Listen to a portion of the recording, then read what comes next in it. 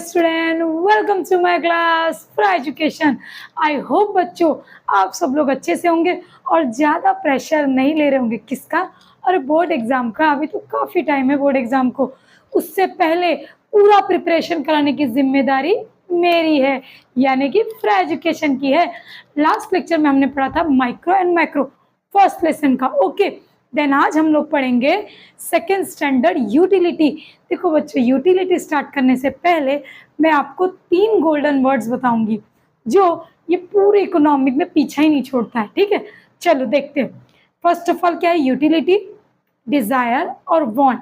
ये इकोनॉमिक के 3 golden words हैं। चलो इसका मतलब समझाते क्या होता है। देखो, डिजायर, वांट और यूटिलिटी 3 मतलब है। मतलब तीनों के देखो कैसे बताऊं। डिजायर यानी कि चाहत। अरे काश मेरे पास BMW गाड़ी होती, ये हो गया मेरा डिजायर। ओके, मेरे घर में गैस चूल्हा ज़रूरत है, क्योंकि बिना गैस चूल्हे के मैं खाना कैसे बनाऊंगी? जो बेसिक नीड है, रोटी, कपड़ा और मकान, वो हो गया हमारा वांट। आई होप बच्चों आप लोग को समझ में आ रहा होगा। डिजायर मतलब जो एक चाहत रखते, आगे आपको आएगा डिस्टिंग्विश बिटवीन में। डिजायर मतलब जो हम चाहत रखते, हम सपनों में खोए रहते, हमारे पास ये हो, ये हो गया डिजायर। वांट यानी कि जिसकी हमें रियल में ज़रूरत है, रोटी, कपड़ा, मकान और एजुकेशन। क्या? Food, shelter.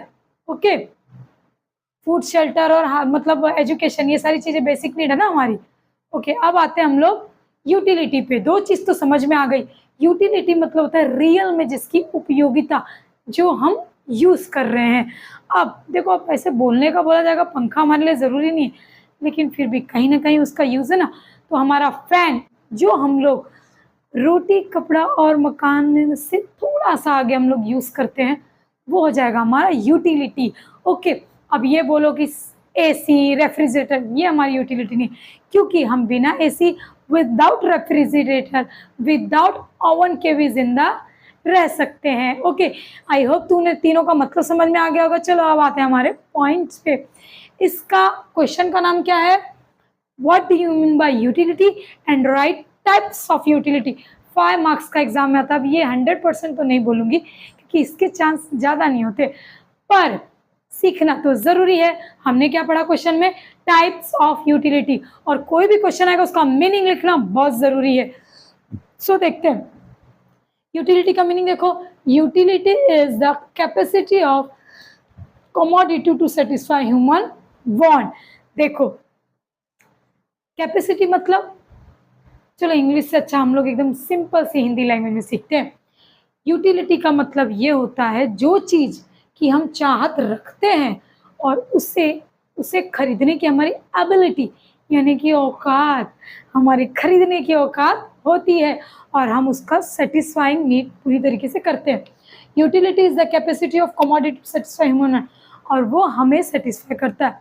मुझे गर्मी लगी, मैंने फ़ैन चालू किया, और फ़ैन नहीं है मेरे घर में तो फ़ैन खरीद के लाई, लगा दिया और चालू कर लिया।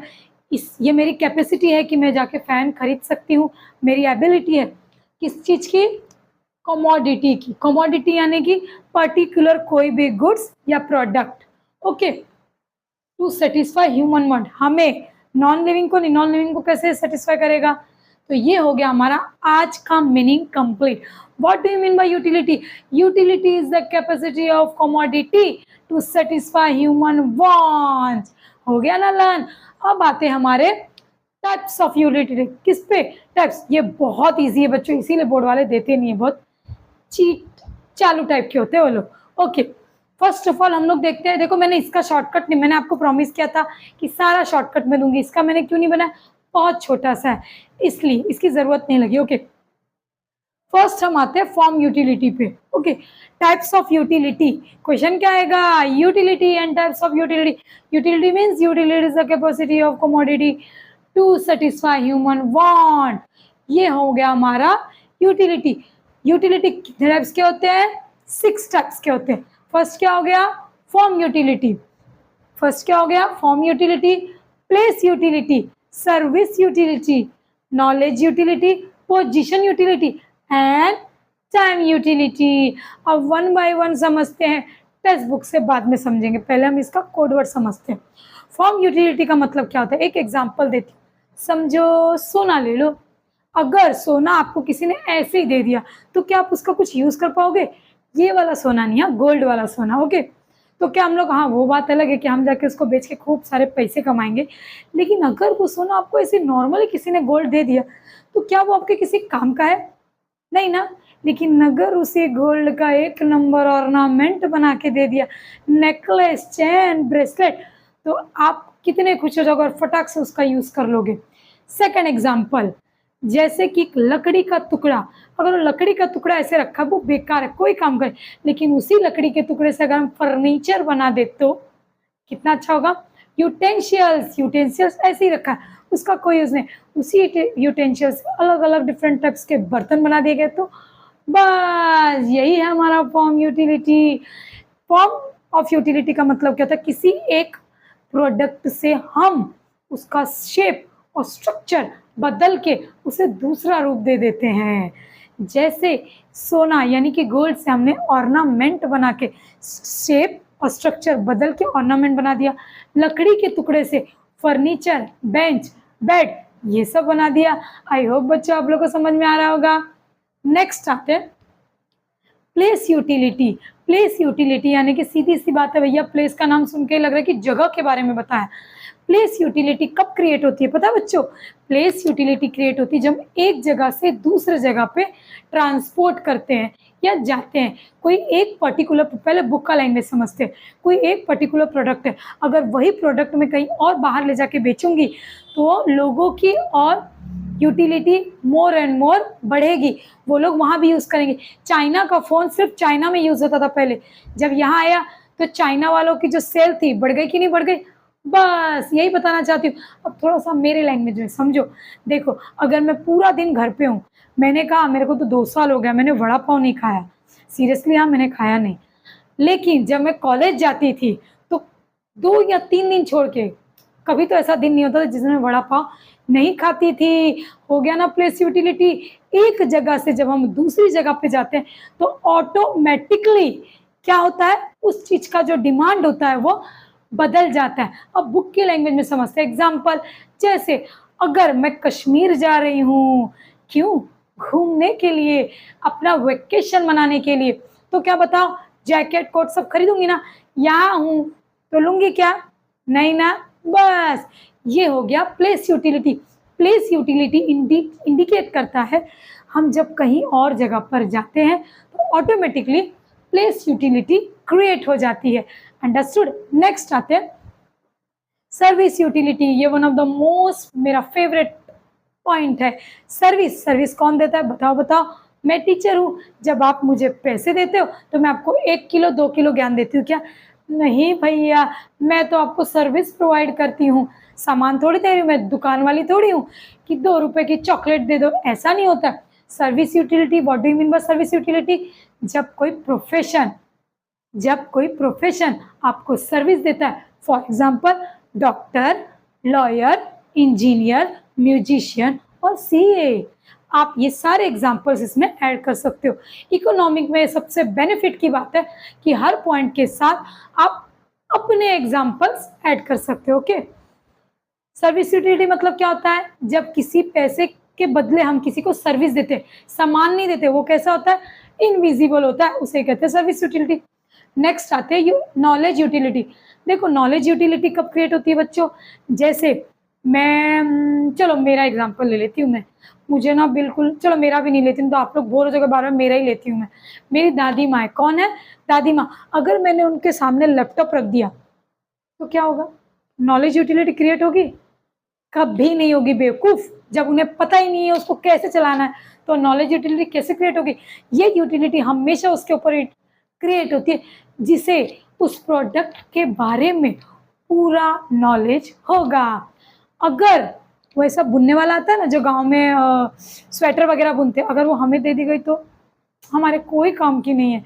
आई होप बच्चों आप लोग को समझ में आ रहा होगा। नॉलेज यूटिलिटी क्या होता है? नॉलेज यूटिलिटी कब क्रिएट होती है? जब उस पर्टिकुलर प्रोडक्ट के बारे में सामने वाले पर्सन को पूरा नॉलेज हो। For example computer, television, washing machine, देखो आजकल तो वॉशिंग मशीन भी लोग नहीं चला पाते हैं, है ना। ये हो गया नॉलेज यूटिलिटी। अब आते हैं पोजीशन यूटिलिटी। पोजीशन का मतलब क्या होता है? पोजीशन मतलब कि ओनरशिप। पोजीशन मतलब कि ओनरशिप। एक बात बताओ बच्चों, जो लक्ष्मी होती है ना, पैसे वाली लक्ष्मी, क्या वो हर समय किसी के पास रहती है? आज मैंने 20 रुपीज़ का नोट निकाला, कल ले जाके मैंने कोई सामान परचेस कर लिया, तो वो 20 रुपीज़ का ओनर कौन हो गया? वो हो गया। समझ में आया? पोजीशन यूटिलिटी कभी भी अपने जगह पे स्थिर नहीं रहती है। आज मेरी, कल तेरी, परसों किसी और की। आई होप समझ में आ रहा होगा। जैसे एक दुकान वाला ले लो, बुक में दिया हुआ एग्जांपल सेलर का। सेलर एक एप्पल फ्रूट्स की शॉप है उसकी, उसने खरीदा मैन्युफैक्चरर से, ला के रखा अपने घर पे, घर पे रखने के बाद शॉप पे लेके गया, बेच दिया। किसको बेचा? कस्टमर को। हो गया ना नॉलेज, हो गया ना ये पोजीशन यूटिलिटी। अंडरस्टूड? यानी कि पोजीशन यूटिलिटी में जिसके पास भी ओनरशिप होती है वो सामान उसका हो गया। ओनरशिप मतलब मालिकाना, जिसके पास वो उसका मालिक। ये मार्कर आज मेरा है, मैं इसकी मालिक हूँ। ओके, ये कल मैंने किसी और को दे दिया, वो उसका मालिक हो जाएगा। अब आता है टाइम यूटिलिटी। ये तो मेरा बहुत ही फेवरेट है। पता है क्यों बच्चों? हम इतने बेकार स्टूडेंट है ना, बुक को हमेशा यहाँ वहाँ फेंक के रखते, लेकिन जैसे एग्जाम आता है पागलों की तरह हम बुक ढूंढते हैं।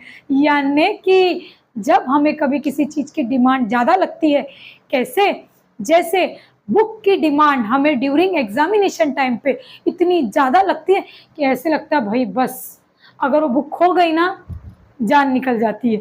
समझ में आ गया ना। सेकंड एग्जांपल लेते हैं ब्लड का। जब अभी ब्लड बैंक में ब्लड ऐसे पड़ा है, सड़ रहा है, कोई मतलब का है, लेकिन जब किसी का बहुत भयंकर एक्सीडेंट होता है, माइंड ब्लोइंग वाला एक्सीडेंट होता है कि उसको ब्लड की पूरी कमी है, उसे ब्लड चाहिए, नहीं तो वो जिंदा नहीं रहेगा, उस समय किसकी यूटिलिटी क्रिएट होगी? टाइम यूटिलिटी, ब्लड की। आई होप बच्चों आप लोग को समझ में आ रहा होगा। चलो फटाफट से रिकैप कर लेते। ओके, फर्स्ट ऑफ ऑल हमने क्या सीखा? Utility. What do you mean by utility?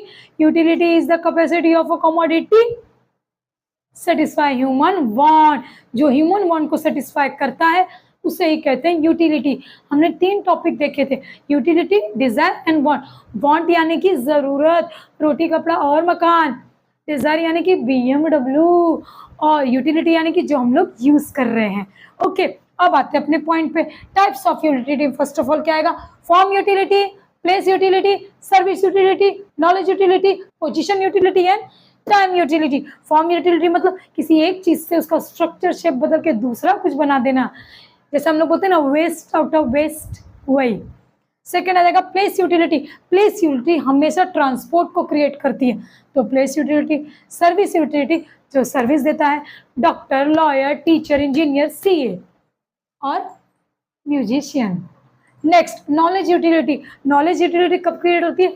जब हमें या किसी भी पर्सन को उस प्रोडक्ट और कमोडिटी के बारे में पूरी नॉलेज होगी। पोजीशन यूटिलिटी, ओनरशिप, जिसका है, जिसके पास गया वही उसका मालिक, और वो चीज पोजीशन उसी को मिल गई। नेक्स्ट आएगा टाइम यूटिलिटी। टाइम यूटिलिटी का मतलब क्या होता है?